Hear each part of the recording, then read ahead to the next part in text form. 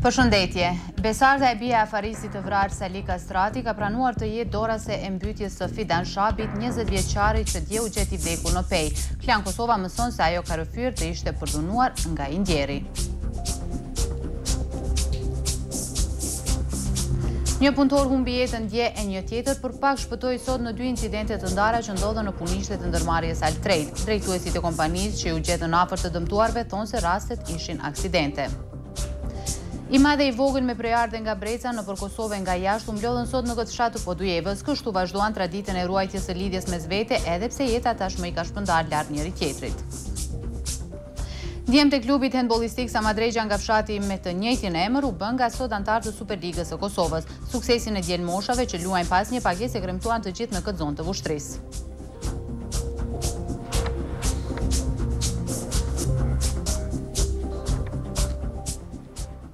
Shfrytëzoni të gjitha këto shërbime falas në kuadër të bakove të llogarisë rrjedhëse. Atëherë, ke kohë edhe me shtirë Uzampe. Banka Raiffeisen, jeto më mirë. Shikues të nderuar, mirëmbrëma, mirë se vini në edicionin qendror të lajmeve këtu në Klan Kosova. Fshatit ju kthye suksesi në sport. Samadregja e Vushtrisë nga sonte e ka ekipin e vet në Superligën e handbollit, por suksesin e bën të veçantë fakti se të gjithë lojtarët janë vendës dhe luajnë pa pagesë. Po feston Samadregja. Kjo pas 6 vjetësh skuadra e këtij fshati me të njëjtin emër, po kthehet në elitën e handbollit të Kosovës. Djemtë këto shumë u bën kampion të ligës së parë. Secili festoi në mënyrën e vet. E kryetari i klubit tha se ekipi po kthehet aty ku i takon.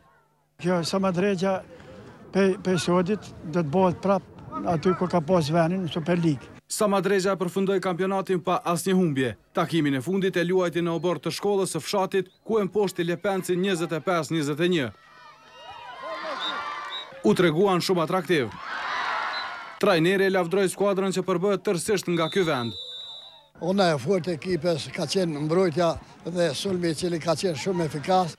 Tër këtë sukses, handbollistët e Samadregjës e arritën duke luajtur pa të holla. Thonë se këtë e bën pasi e duan ekipin.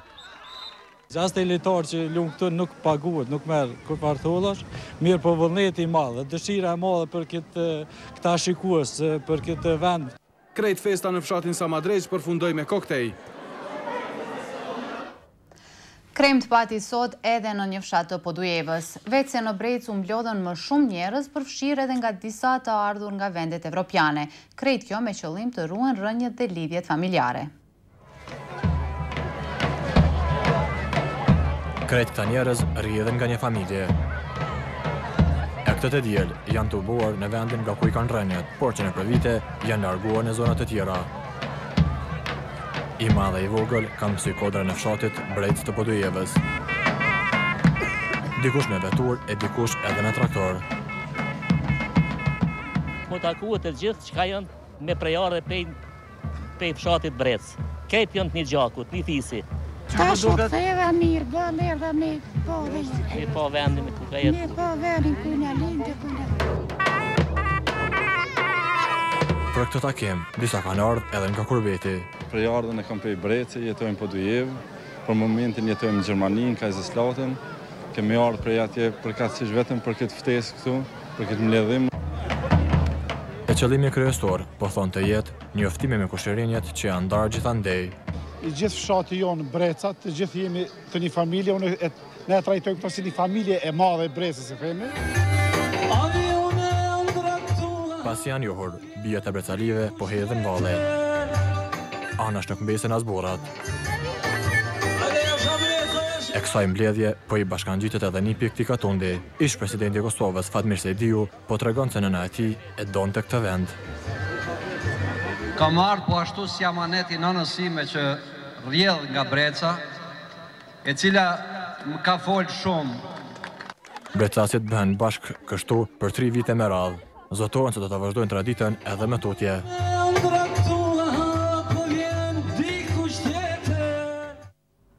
E tubimet jo gjithmonë janë për gëzim. Në Drenas, shumë familjare dashamiri dhanë sot përshëndetjen e fundit një punëtori fatkeq. Ky pësoi me jetë ndërsa një tjetër nga e njëjta ndërmarrje për pak i shpëtoi më të keqes kur u godit nga rryma. po punonte në ndërtimin e burgut më të madh në Kosovë në Gërdovës të Podujevës. Por krejt befas, mikseri brenda kësaj betonie u aktivizua dhe driton qorrit ja zuri këmbën dhe ja dëmtoi në masë të madhe. Kështu të paktën rrëfea njëri nga pronarët e kompanisë punëkryese Altrade Sokol Gashani. Nga gjakderdhja punëtori 35 vjeçar ndroi jetë vetëm pak minuta pa mbritur në qendrën klinike universitare në mesditën e së shtunës. Varrimi i punëtorit, i cili la pas vetes vetëm bashkëshortën, u bë të dielën në varrezat e drenasit. Pronarët e Altrade thanë se krejt kjo ishte aksident. Por kjo nuk mbeti aksidenti vetëm që u ndodhi punëtorëve të kësaj kompanie në këtë fundjavë. Një punëtor tjetër në fshatin Miradi të Fushë Kosovës u godit nga rryma derisa po kryente punimet në ndërtimin e objektit administrativ të kësaj ndërmarrje. Por Avni Seni ishte me fat. Ky shpëtoi gjallë dhe tani sipas pronarëve të Altrade po kurohet në qendrën kryesore spitalore të vendit. 1542 anë pa leje të llojeve të ndryshme janë konfiskuar nga policia gjatë vitit 2011, derisa në 3 mujorin e parë të këtij viti janë gjetur 328 sosh. Armët pa leje dolën të jenë ndër shkaktarët e prishjes së qetësisë dhe rrezikimit të sigurisë publike me vrasje të shpeshta në vend. Kështu ka bërë të ditur për Kosova Press zëdhënësi i policisë Baki Kelani, i cili po ashtu ka njoftuar se policia ka plan të veçantë policor për parandalimin e të shtënave me armë zjarri dhe konfiskimin e armëve ilegale. Për vënien në kontroll të armëvajtjeve pa leje është përpiluar një program strategjik edhe nga Departamenti për Siguri Publike pranë Ministrisë së Punëve të Mbrëmshme. Ndërkaq ulumtimet e bëra tregojnë se posedimi i anëve është i përhapur më shumë në zonat rurale e ato kufitare dhe shumë njerëz e konsiderojnë këtë legjitime, duke pasur parasysh nivelin e perceptimit të pasigurisë në ato lokalitete. Dikush po del se u vra me armën e vet. Kështu të paktën bëjnë të ditur burime brenda hetuesisë në rastin e mbytyjes së 20 vjeçari Fidan Shabi. Besorta Kastroti, vajza e Sali Kastrotit. Këtë prezantim 28 vjeçarja nga Peja kishte bërë muajin e kaluar për Klan Kosovën. Në ditën kur i ati saj afarist i njohur kishte ndruar jetë pas një sulmi me bombë. E tani edhe vajza u arrestua si e dyshuar për vrasje, por panguruar gjatë pranoi se mbyti Fidan Shabin. Besarta Kastrati ka rrëfyer një natë me herët policisë e Kosovës për detajet e krimit. Sipas burimeve të Klan Kosovës, Besarta u ka thënë oficerëve policor se vrasjen e kreu me revolën e viktimes. Ajo ka pranuar se 21 vjeçarin fillimisht ka dashur ta mbys me thik në banesën e saj, por me pas ka shfrytzuar një moment kur viktima ka qenë duke pirë duhan dhe i ka rrëmbyer armën. Të njëjtën me pas thot të ketë pastruar dhe gjuajtur në lumin Bistrica pas aktit fatal. Klan Kosova merr vesh se ajo u ka thënë policëve po ashtu se motivet e kësaj vrasje nuk lidhen me vdekjen e babait të saj, por me krejt diçka tjetër. Sipas njëjta burime, Besarta kishte thënë se vrasjen e kishte bërë pasi që viktima e kishte përdonuar me herët, ndërsa në të gjallë të babait të saj Salihut i ka ardhur turp të tregojë për këtë fakt. Këto të dhëna i ka konfirmuar edhe avokati të dyshuarës, Orhan Basha, por sipas tij klientja i ka thënë në gjendje të rëndë shpirtërore e mendore, ajo dukej si e fjetur, unë do të kërkoj urgjentisht që të dërgohet në trajtim neuropsikiatrik, ka thënë Basha. Ndryshe, 21 vjeçari Shabi u varros të dielën rreth orës 17. Për vrasjen e tij është arrestuar edhe një i mitur, Alluka. Simpatizantët e Partisë Përparimtare Serbe nga veriu i Kosovës mbajtën një protestë simbolike si shenjë revolte ndaj rezultateve për zgjedhjet serbe të 6 majit. Afro 50 automjete me targa serbe thuhet se u mblodhën duke vozitur si shenjë proteste nga Zveçani e deri te ura kryesore mbi lumin Ibër në Mitrovic dhe Anasjelltas. Zëdhënësi i policisë rajonale në Mitrovic Besim Hoti tha se protesta ka kaluar e qetë dhe pa ndonjë incident. Ministri i Punëve të Jashtme të Kosovës Enver Hoxha nesër do të marrë pjesë në seancën e radhës të Këshillit të Sigurimit të Organizatës së Kombeve të Bashkuara, ku do të shqyrtohet raporti 3 mujor për situatën në Kosovë i sekretarit të përgjithshëm Ban Ki-moon. Ministri Hoxha do t'i drejtohet Këshillit të Sigurimit me një fjalim lidhur me progresin e shënuar dhe për sfidat me të cilat po ballafaqohet Kosova në këtë fazë. Ministri do të flasë edhe për gjendje në veri të Kosovës, për zhvillimet e fundit dhe për vendosmërinë e qeverisë që në bashkëpunim të ngushtë me faktorin ndërkombëtar të vendosë sundimin e rendit dhe ligjit në këtë pjesë të territorit. Aty ai do të raportojë edhe për dialogun teknik ndërmjet Kosovës dhe Serbisë dhe mos zbatimin e plotë të marrëveshjeve të arritura deri më tani nga pala serbe. Do të jetë pikrisht zbatimi i këtyre marrëveshjeve nga Serbia, kushti që duhet plotësuar para se Prishtina të pranojë të ulet sërish në tavolinën e bisedimeve.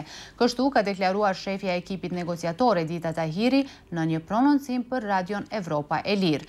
Tahiri ka thënë se Kosova kërkon edhe një angazhim të vendosur të Bashkimit Evropian, i cili është ndërmjetësues edhe garantues i këtij dialogu teknik që t'i bëj presion Serbisë për zbatimin e marrëveshjeve. Por me kritika ndaj Brukselit, po shfaqet edhe lideri i partisë më të madhe opozitare. Isa Mustafa kështu ju bashkangjit akuzave që shefi i qeverisë ja bëri dje Bashkimit Evropian se po e zvarit integrimin e rajonit. Është me faqen.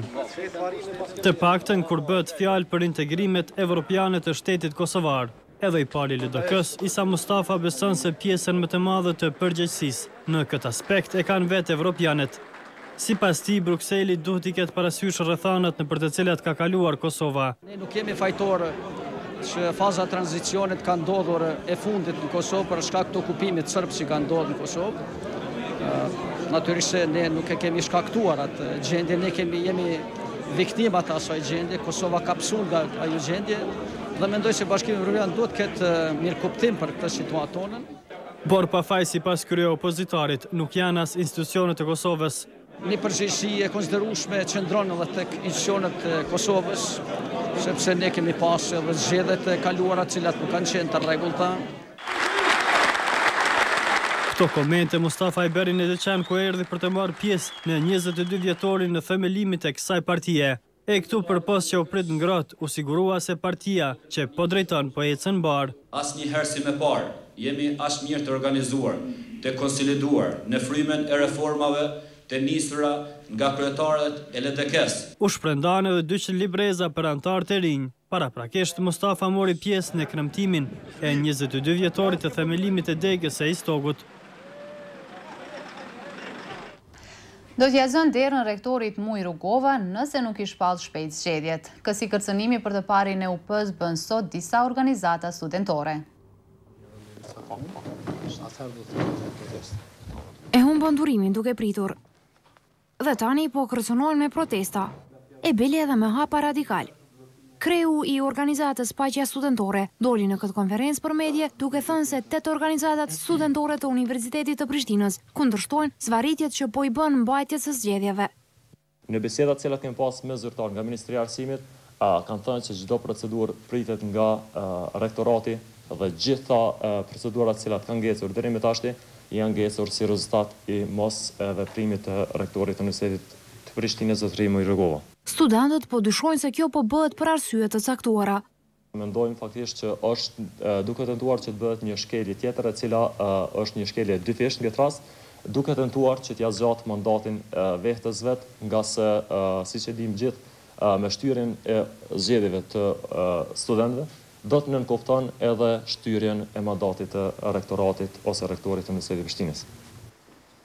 Zajmi paralajmëroi se nëse nuk ndërmerret diçka deri me 16 maj, atëherë studentët do të bllokojnë rektoratin. Këtu u akuzua edhe Parlamenti Studentor se nuk po i përfaqëson interesat e studentëve, por se këtë po e bën për t'i zgjatur mandatin vetes. Kryetari i Parlamentit Studentor Gazmend Shkabaj ka mohuar këto akuza duke thënë se është rektorati ai që vendos se kur mbahen zgjedhjet, ndërsa i menjëhershëm ka qenë reagimi i Këshillit Qendror Zgjedhor, sipas të cilit vetë themeluesi, Këshilli Drejtues i UP-s ka shpallur zgjedhjet studentore, por se ky proces është shtyr për shkak të ndryshimeve që po bëhen në statutin e UP-s dhe harmonizimin e tij me ligjin mbi arsimin e lartë. E pikrisht në këtë universitet, disa politikanë u panë sot duke e provuar anglishtën e tyre. Nga dituritë e tyre në këtë fushë varet edhe aplikimi për doktoraturë.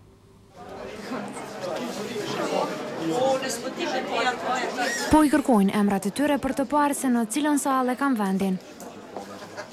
Gjithë këta kandidat kanë aplikuar për studime doktorature në Universitetin e Prishtinës dhe këtu po bën gati t'i nënshtruan testit të gjuhës angleze. E për të arritur te kjo pikë u dasht shumë mund. Një ndër qëllimet e mia gjithmonë ka qenë profesionale dhe akademike, mu fut në botën e akademike, arsyeja është se gjithmonë kam punuar që drejtim, duke filluar prej studimeve bazike që i kom pas në një notë në artë mesatare. Në mesin e gjithë këtyre konkurrentëve për studimet e doktoraturës u pa edhe Ministri i Infrastrukturës, Femi Mujota. Ky u zotua se studimet e doktoraturës në drejtimin e shkencave politike nuk do t'i marrin shumë kohë, pavarësisht obligimeve të shumta që ka. Konsideroj që afërsia me që këtu bëhet studimi dhe përgatitet paraprake do të mundsojmë kohë mjaftueshme që të merrem edhe me doktoraturën. Për të ecur më lart me studimet të kësaj fushë, këtu u pa edhe deputetja PDK-s, Blerta Deliu. Kësaj testi i anglishtës nuk ju duk as pak i vështirë. Testi ka jashtëzakonisht i lehtë, kalon shumë mirë, pyetjet kanë qenë për jetës përditshme kryesisht dhe ka qenë shumë i lehtë. Ndryshe nga afro 1000 kandidat që kanë aplikuar, vetëm 285 prej tyre do të kenë mundësinë t'i vazhdojnë këto studime. E rezultatet pritën të shpallën nga fundi i javës tjetër. Termokosi në vazhdimsi ka rënje të cilësisë në shërbimet që i ofron. Kjo ndërmarrje është vlerësuar si më e dobta në prezantimin e ulumtimit rreth cilësisë së shërbimeve publike në Prishtinë, që është bërë nga Qendra për Hulumtime Strategjike dhe Sociale STARS. Për shërbime jo të mira, ngrohtoria e kryeqytetit pasohet nga Keku, Kompania Regionale Mbeturinave Pastrimi dhe Ujësjellësi Regional Prishtina. Drejtori ekzekutiv i STRAS-it Ibrahim Rexhepi tha se ulumtimi ka pasur synim që përmes zërit të popullit të shihet se sa qytetarët janë të kënaqur me shërbimet që i shfrytëzojnë në Prishtinë.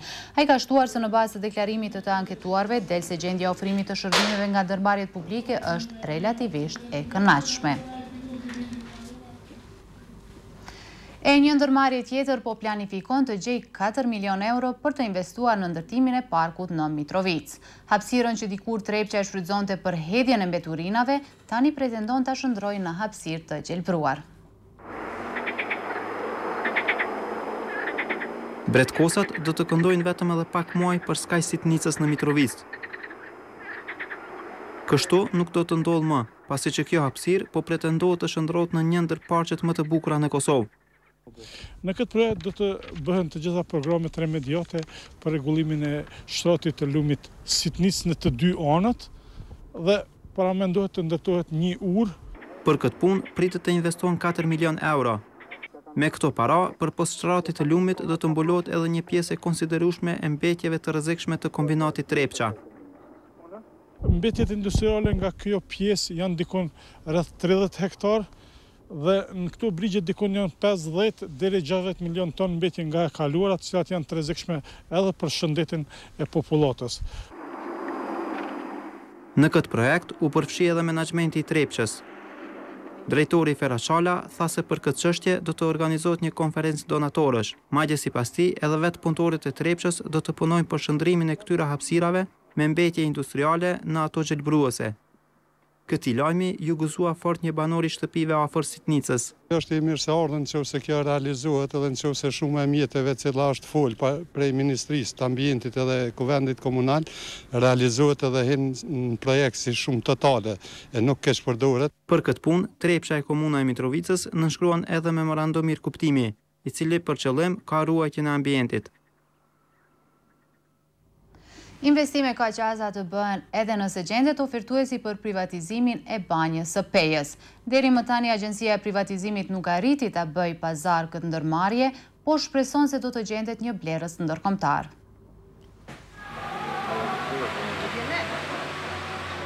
U munduan ta shesin brenda Kosovës, por nuk mundën ta bëjnë pazar. Për të shitur banjën e Pejës në Istog, Agjencia e Privatizimit shpalli tender të veçantë, madje u ftuan edhe ofertuesit ndërkombëtar. Tenderi u shpall edhe në revistën prestigjioze dhe Economist vetëm për të mos dështuar. Është si përfaqësim mjaft e madhe parqeve, hapësirë publike, 26 hektar, dikun rreth 38.000 m2 objekte në Nkull, me një kapacitet afër 800 shtretër, sikurse të investohen në të gjitha këto objekte, atëherë kishte mu përmbush një kërkesë e madhe për nevojat e qytetarëve të Kosovës. Shitja kësaj ndërmarrje për 2 herë dështoi pasi blerësit e saj u tërhoqën. I fundit që dha 8.7 milion euro për banjën e Pejës ishte një biznesmen kosovar, por u tërhoq me arsyetimin se kishte planuar kërcënime nga persona të panjohur. Por me burimin e ujit me cilësi shëruese, drejtuesit e tanishëm të kësaj ndërmarrje kërkojnë investitor serioz për të mos i rënë nami kësaj kompanie. Të aktivizohen objektet, të kenë një akomodim më të mirë, të investohet në objekte së të mbos me stacionorin termal, stacionorin numër 1 dhe nëse stacionorin Onyx, po ashtu edhe të bëhet mirëmbartja edhe parqeve hapësisë publike për nevojat të qytetarëve dhe pacientëve. Ky tender special parashen një afat prej 90 ditësh për ofertat, e dita e mbylljes së ofertave është 20 korriku. Gjithashtu, për investitorin e banjës së Pejës kërkohet qarkullimi deri 3 milion euro për 3 vitit e fundit dhe ekspertizë të stafit menaxherial së paku 10 vite në këtë fushë. Vazhdojmë edicionin me lajme nga bota dhe shkojmë në Greqi. Presidenti i të cilit vend Karlos Papoulias është duke i vazhduar diskutimet e tij me liderët e partive politike në përpjekje që të formojnë një koalicion qeveritar dhe që të shmangë zgjedhjet e reja. Pas takimit të 3 presidentëve të partive kryesore, njëri nga ta, majtisi Alexis Tsipras, ka refuzuar të bashkohet në koalicionin me të tjerët. Ky vendim e detyron presidentin Papoulias që të kryejë bisedime me partitë më të vogla. Lideri socialist Evangelos Venizelos ka thënë që vazhdon të ketë shumë pak optimizëm se nga këto bisedime mund të del diçka e fryshme.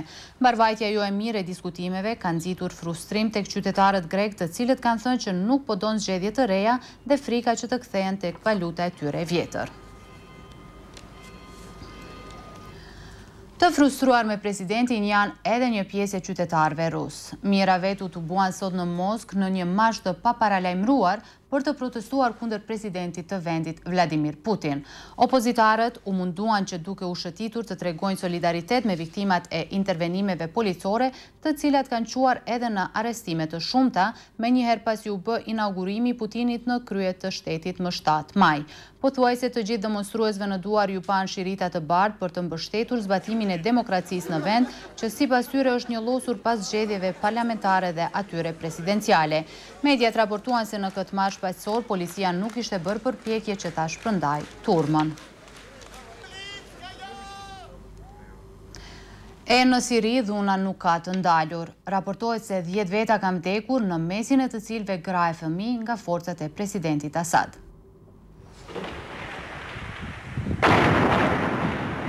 Kjo është atmosfera në Siri. Ka muaj që për këtë vend po përmendet armëpushimi, por duket që inati midis qeverisë së Assadit dhe kundërshtarëve të tij është shumë i madh.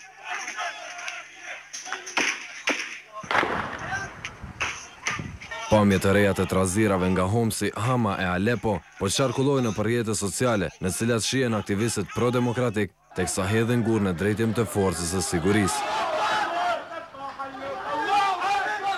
Hiç të ralla nuk janë as pamjet e funeraleve. Këtë herë u tha se u vranë mbi 10 persona, në mesin e cilëve edhe gra e fëmijë. Është pikërisht kjo situatë jo stabile që po nxjerr punë monitoruesve të Kombeve të Bashkuara. Numri i tyre është shtuar dukshëm ditëve të fundit, e duket se këta do të kenë çfarë thonë kur raportin e tyre do ta paraqesin përpara Këshillit të Sigurimit.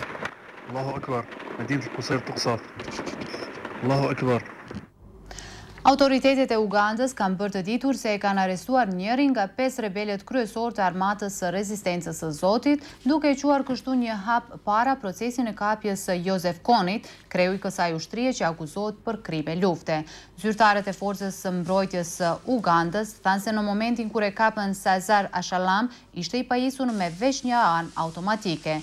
Krejt aksioni i ushtrisë së Ugandës që çoi në kapjen e njërit nga bashkëpunëtorët më të afërt të shumë kërkuarit Koni, u krye në mbështetjen e trupave amerikane.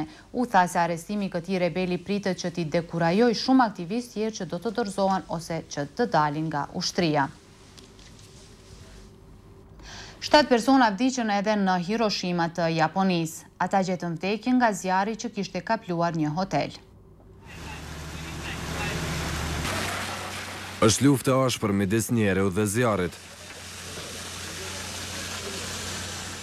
E pavarësisht kapacitetit që zjarrfikësit e Japonisë përdorin për t'i fikur flakët, në këtë hotel në Fukujama, objekti u bë shkrombehi. Si pasojë, incidenti i ndodhur në prefekturën e Hiroshimas u kushtoi me jetë 7 personave, nga ta 3 burra e 4 gra. Djegja e hotelit Prince i la edhe 3 tjerë të lënduar. Ata që mbjetuan thanë se u shokuan kur zjarri e kaploi objektin ku po pushonin. Autoritetet e policisë thanë se në momentin kur nisi zjarri, hoteli kishte vetëm 13 mysafir. Ekipet hetuese ende nuk kanë dalë me dhëna zyrtare për shkaktarët e flakëve. Erdhëm tek sporti. Garuesi nga Kenya Richard Mutua Mutisja është fituesi i gjysmë maratonës Prishtina 2012 që mbajt sot në kryeqytetin e Kosovës. 453 garues nga vende të ndryshme të botës ishin pjesë e ngjarjes kryesore sportive që po mbahet këtu. Mutisja pas 1 orë e 4 minuta i pari arriti në cak, ndërsa në vendin e dytë u rendit garuesi nga Suedia David Nilsson, derisa në pozitën e tretë u radhit garuesi nga Maroku Khalid Azaluali Qine. Nga garuesit e Kosovës ishte Meriton Hasanaj që u rendit në pozitën e 7. Ndërkohë në konkurencën e femrave ka triumfuar Katerina Karamankova nga Ukraina, e ndjekur nga Moldavia Serena Shepeleva dhe Kosovaria Gresa Bakraçi. Prishtina ka deklasuar Besën e Pejës prej 5-1 të dielën në kryeqytet në kuadër të gjirës së 29 të Raiffeisen Superligës së Kosovës në futboll. Ndërkohë, Astrepqa 89 dhe Vllaznimi Gjakovës nuk e kanë në plan të dorëzohen në garën për titull të kampionit. Minatorët në Rizalushta mundën prej 3-2 dritën e Gjilanit, ndërsa Vllaznimi hysi me rezultat 2-1. Fitore 8 rëndësishme ka shënuar edhe Drenica që në Bajram Aliu mundi Lepencin 3-0. E një futbollist tjetër kosovar ka bërë histori në Kroaci.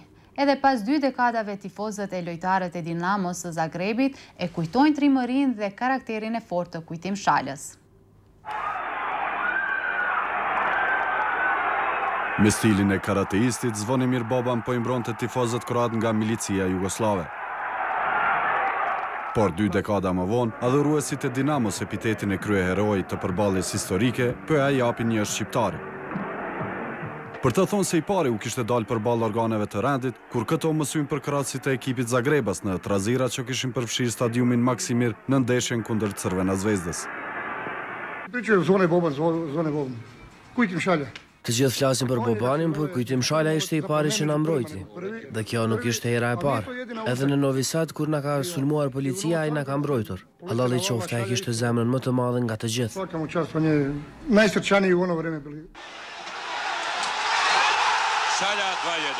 Në atë periudhë, Kujtim Shala nuk i kishte të lehtë të luante në ligën e parë të Jugosllavisë. Ai përjetonte fyerje e sulme vetëm për një arsye, ishte shqiptar.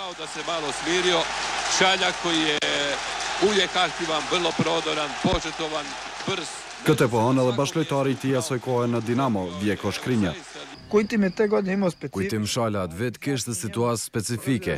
Atë vit ishte shumë vështirë të luajë në Ligën Jugoslave në terrenet e Serbisë e Malit të Zi. Ai ka përjetuar fyerje të tmerrshme dhe referat toleronin ndërhyrje të ashpra ndaj tij, vetëm se ishte shqiptar. Për karakterin e fortë që kishte, Shalën e kishin lakmi. Ai ishte njeri gjysmë mjegër, në kuptimin pozitiv, e kisha zili se ishte trim. Periudha e këtij incidenti, të cilin e kishte nxitur shërbimi sekret serb, ishte fillimi i fundit të Jugosllavisë së Titos. Tifozët e Zvezdës, të udhëhequr nga Željko Ražnatović Arkan, kishin filluar të dëmtonin reklamat. Milicia nuk intervenoi dhe kjo provokoi Bad Blue Boysat e Dinamos që u sulën drejt tyre. Por nuk arritën as t'u afrohen pasi ata mbroheshin nga organet e rendit dhe nga ushtria jugoslave që ishte jashtë stadiumit. Largohemi nga sporti dhe flasim për një mësuesi kineze e cila humbi 2 këmbët e saj për të shpëtuar jetën e nxënësve nga goditja e autobusit. Numri i madh i fëmijëve po e vizitojnë 29 vjeçaren në spital, gjendja e të cilës po përmirësohet. I dha 2 këmbët për nxënësit e saj. Kjo mësuese nga qyteti Gjiamusi përfundoi sakatosur në spital pasi u godit nga një autobus që përpaksa nuk i mbyti 2 fëmijë të shkollës ku vet ligjeron. Pak para se gjithçka të përfundonte me fatalitet, Zhang Lili i largoi nxënësit duke i dalë vetë përballë makinës. Kësaj fëmijët e ikën vdekjes duke marrë vetëm disa lëndime të lehta. Tash mjekët thanë se pacientës pulsi dhe presioni i gjakut po i përmirësohen. Megjithatë, 21 vjeçaria vazhdon të jetë në gjendje kritike dhe në rrezik për infeksion. Nxënësit të mërzitur pas kësaj fatkeqësie që psoi mësuesi atyre, po i bëjnë vizita të shumta në spital. Për heroinën, po diskutohet edhe në rrjetet sociale. Shfrytëzoni të gjitha këto shërbime falas në kuadër të pakove të llogarisë rrjedhëse. Atëherë, ke kohë edhe me shtirë Uzampe. Banka Raiffeisen, jeto më mirë. Për fund ju rikujtojmë edhe njëherë me disa nga ngjarjet kryesore që shënuan ditën e sotme. Besarta e bia e afaristit të vrarë Sali Kastrati ka pranuar të jetë dorase e mbytjes së Fidan Shabit, 21 vjeçari që dje u gjeti vdekur në Pej. Klan Kosova mëson se ajo ka rrëfyer të ishte përdhunuar nga indjeri. I madh dhe i vogël me prejardhje nga Breca nëpër Kosovë nga jashtë u mblodhen sot në këtë fshat të Podujevës. Kështu vazhduan traditën e ruajtjes së lidhjes mes vete, edhe pse jeta tashmë i ka shpërndar larg njëri tjetrit. Shikues të nderuar, këto ishin të gjitha informacionet e përgatitura nga desku ynë informativ për këtë edicion qendror të lajmeve, ndërsa menjëherë pas përfundimit të edicionit qendror të lajmeve mund të ndiqni në ora 20:50 X Faktorin edicionin e 19. Unë ju falenderoj për vëmendjen, qëndroni edhe me tutje me Klan Kosova. Natën e mirë.